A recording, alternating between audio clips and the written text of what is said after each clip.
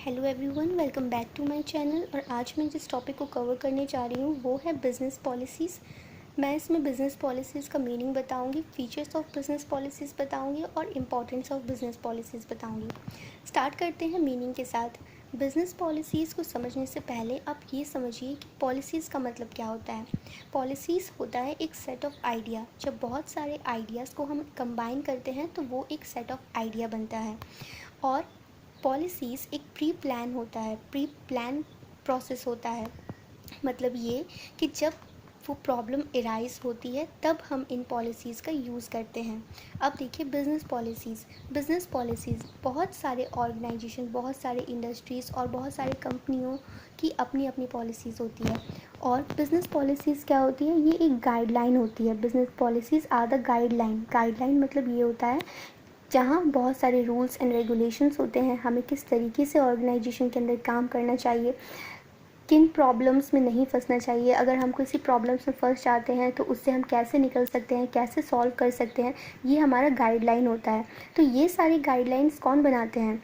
ये बिज़नेस के अंदर जो एम्प्लॉय रहते हैं वो नहीं बनाते हैं, ये ऑर्गेनाइजेशन बनाती है। और क्यों बनाती है? ताकि वो एक्शन को गवर्न कर पाए, इसलिए पॉलिसीज़ बनाई जाती है। और फोर्थ पॉइंट में आप देखिए कि it provide limits to make decisions मतलब ये होता है कि आपने पॉलिसीज़ बना ली है। अब आपको पता है कि इस पर्टिकुलर सिचुएशन में आप इस लिमिट के अंदर ही डिसीजन ले सकते हैं, आप इसके बाहर नहीं जा सकते। ठीक है, अगर पॉलिसीज़ नहीं रहेगी तो कोई भी प्रॉब्लम जो एराइज होती है कंपनीज़ में, किसी भी फील्ड में, तो उसके बहुत सारे ओपिनियंस आ सकते हैं। 5 लोग हैं तो 5 ओपिनियंस आएंगे।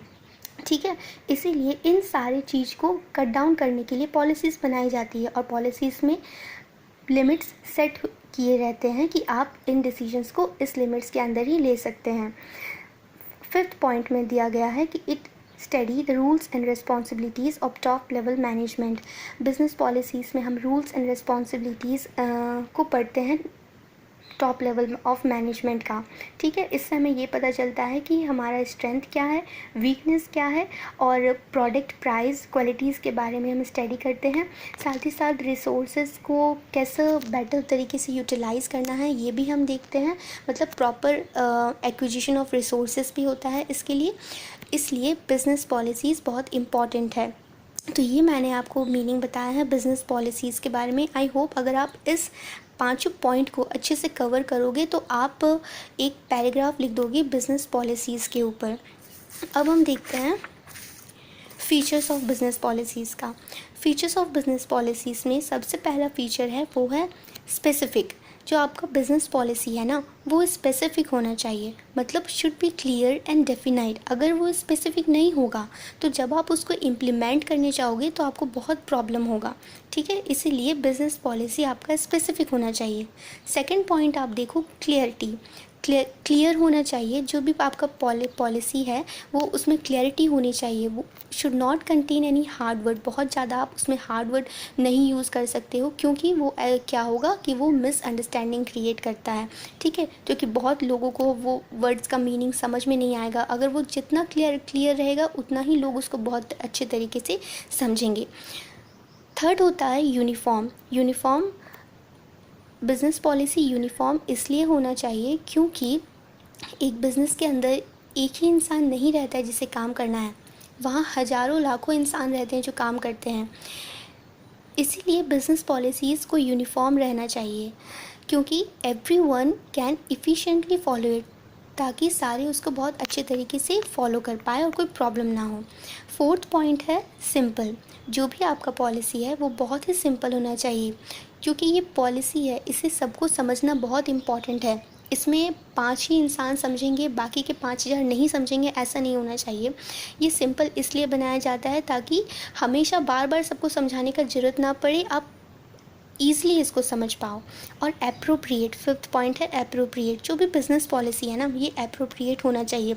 देखिए, it should be related to the present organizational goal. ऐसा इसलिए कहा गया है क्योंकि अगर मान लीजिए आपका प्रेजेंट गोल कुछ और ही है और आप जिस पॉलिसी को यूज़ कर रहे हो उस गोल तक पहुंचने के लिए वो कुछ और ही है, मतलब दोनों का मैच ही नहीं है, ये तो मिसमैच है, मिसकनेक्शन हो गया ना। आप कुछ और कर रहे हो, पॉलिसी कुछ और कह रही है, इसीलिए वो एप्रोप्रिएट होना चाहिए, मतलब आपके गोल ऑर्गेनाइजेशनल गोल से रिलेटेड होनी चाहिए। 6 पॉइंट होता है flexibility. A policy should be of that type that can be change in some of the particular situation. यहाँ फ्लेक्सिबिलिटी का भी ऑप्शन दिया जाता है बिजनेस पॉलिसी में, क्योंकि कभी कभी कुछ ऐसे सीवियर केसेस हो सकते हैं जहाँ पे आपको अपनी पॉलिसीज़ को थोड़ा चेंज करना पड़ सकता है, इसीलिए इसे फ्लेक्सिबल भी कहा गया है।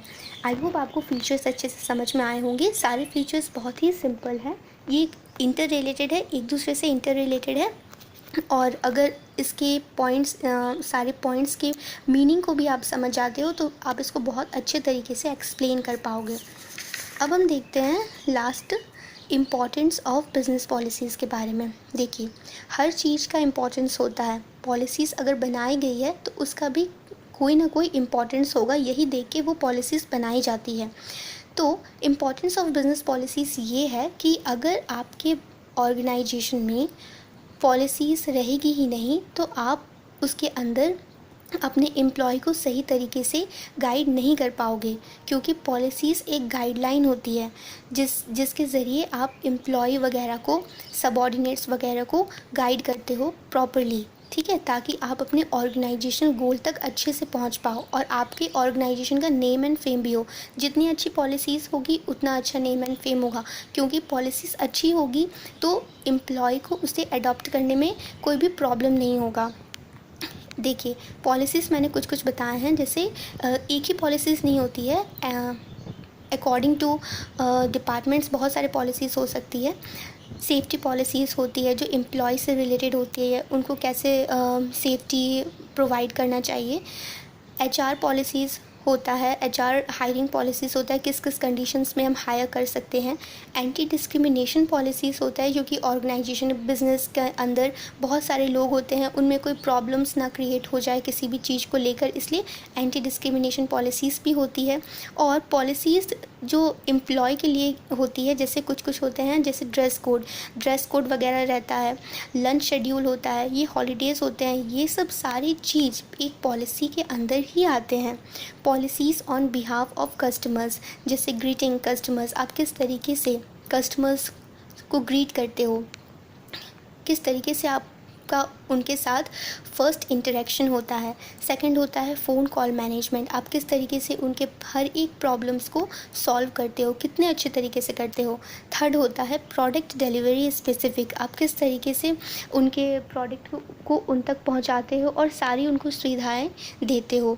ये सारे जो रूल्स आते हैं ना, ये एक पॉलिसीज़ के अंदर ही आते हैं, ठीक है। ये भले अलग अलग लगते होंगे पर ये सारी चीज़ पॉलिसीज़ ही होते हैं।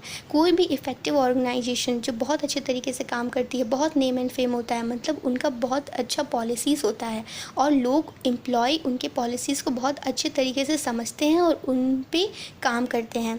देखिए, to create a positive work environment, इतनी सारी पॉलिसीज़ इसलिए बनाई जाती है ताकि एक पॉजिटिव वर्क इन्वायरमेंट क्रिएट हो सके ऑर्गेनाइजेशन के अंदर, ठीक है।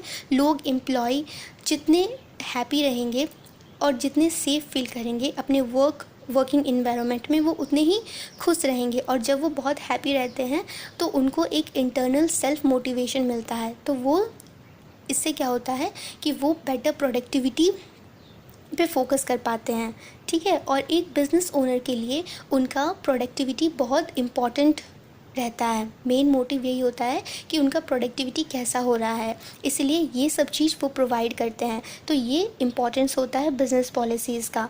आई hope I made it clear कि बिज़नेस पॉलिसीज़ क्या होती है, फीचर्स ऑफ बिज़नेस पॉलिसीज़ क्या होती है और इम्पॉर्टेंस ऑफ बिज़नेस पॉलिसीज़ क्या होती है।